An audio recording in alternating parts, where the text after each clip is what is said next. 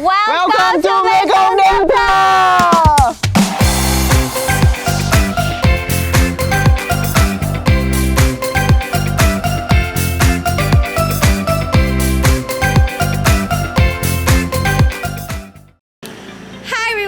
It's Van Vu from Vietnam. Welcome back to my channel. I'm in Mekong Delta now, and this is my first time visiting this part of Vietnam, and I'm very excited for it.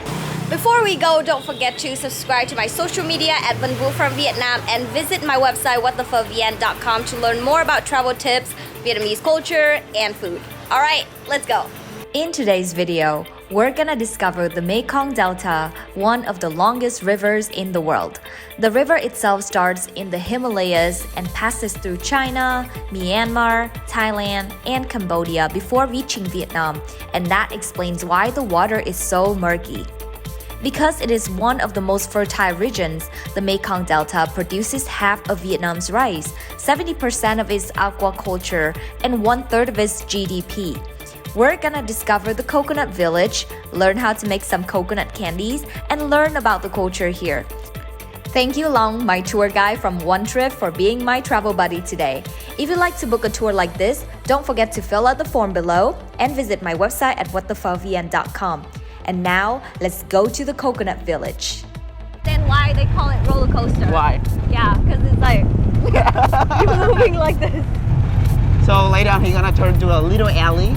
So right there, you're gonna feel more of the feeling on a roller coaster. Oh, yes. Okay. All right. Okay, let's go. Let's go. Let's go. What do they use those for? The coconut shells. Those shells gonna be burned to get a charcoal. Like coconut charcoal is the very good stuff over here, right? It can bring a very high economic value for the families over here. Okay. So before, like we just use it for burning, like a fuel. Oh. But now they can make charcoal, so they can earn more money with that. Oh, it smells really good in here. Yeah. Right. Oh, that's the kiln where they're burning the charcoal. Okay. So over here we are visiting the coconut factory. So this is just like family business. Yeah. Right, they've been doing this for a generation already. And right here you can see a local man using a very sharp tool. We call it cây nằm, a tool that goes like vertically, right? Right. And he uses it to take the soft shell of the coconut out, right? Ah. So if he worked really hard for the whole day, right? Can you guess how many coconuts he can do it? 1,000. More than 1,000. Oh my gosh. 1,500. Ooh, Yeah, around wow. that. Like if he keep working really hard. Yeah, it's very sharp though, Very so sharp. it requires like a high skill to aim it right. Right. Yeah, and then to tear it. That's right. Wow. So it's only good to see, not good to try. Exactly, and you can see his muscle right here. That's right. Doing 1,500 coconuts every day. That's a lot. That's a lot. Wow. Yeah. Okay. Yeah, to see people process the coconut and use every part of the coconut, it's very fun experience for me to see. Where the fruits come from, right? We can also use it to burn, right? As a fuel, right? So every single thing. Okay. Yeah, from the meat, from the water, from the shell, like almost everything. Yes. Yes. To make charcoal, to make even candle or like food, and they use the coconut water leaves to make the roof of the house too, right? Exactly. That's what I experienced in Hoi An. Yeah. So yeah. Yeah. It's very interesting. Oh my gosh, this is very heavy. I can't believe that they cut about 1,000 coconuts every day. Oh my gosh. Very hard work. Yeah. Professional, right? Good workout for us.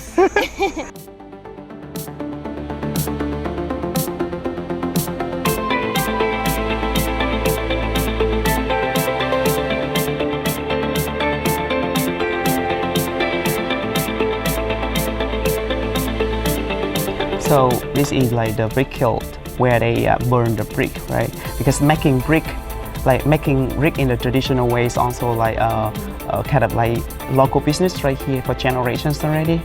Yeah, this is how they earn a living. But you know what? In the coming time, so the factory like this gonna disappear. Right. Yeah. Yeah, that's why we have to come visit and preserve the culture. Yeah, before it disappears. Because I don't see anyone here anymore, and this is so beautiful. Yeah. Yeah. What I love the most about traveling is to connect with people from different countries. We share and we learn from each other's culture. But it seems like it's similar here. And so when we were in Hoi An, they were saying how they were starting to use more machinery because they don't have the labor Right. to work the rice fields. And so as like more generations get educated, they're going more towards the cities. So Right. what's happening to that culture and that tradition? Yes. Because we also noticed like a lot of the dress as well is more Western from the younger generation. Yes. And so you see the shift of like when you're in the main cities versus like now that we're coming more into these rural areas, then this traditional, but then when you're here, it's like elderly people. Yeah, elderly people. Yeah. But in here, I see the balance because I see both men and women are working. But sometimes if you go up north, only women are working in the farm. Like in And China. what are the members? Yeah. And what So, Culture. Oh my God. Not to mention, It was hilarious. Like, enjoy your time here. Yeah, bye. Yeah.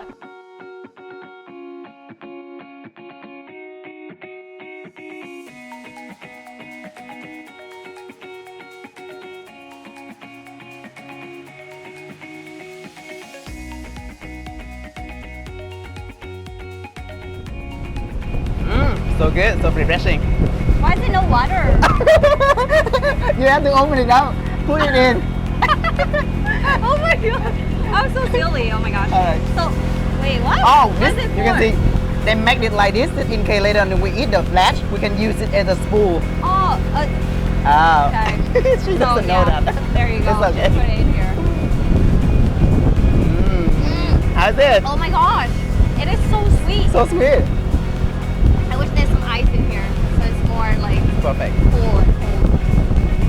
But later on, we're going to visit the water coconut.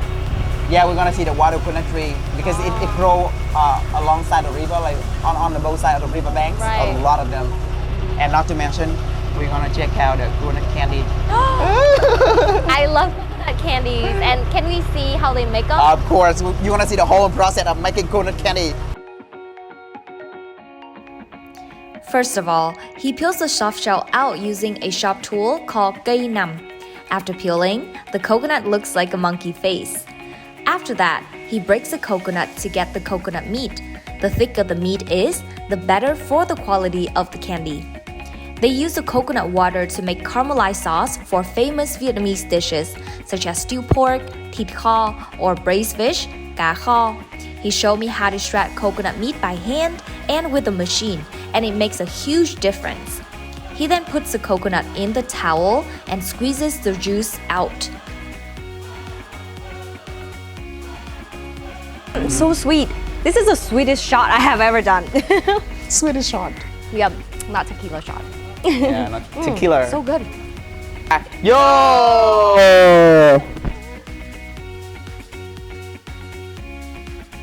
This is the main ingredient for the candy later on. We're gonna pour it into the pan, right?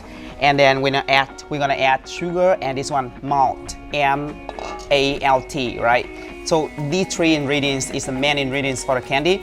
We put them all together over here.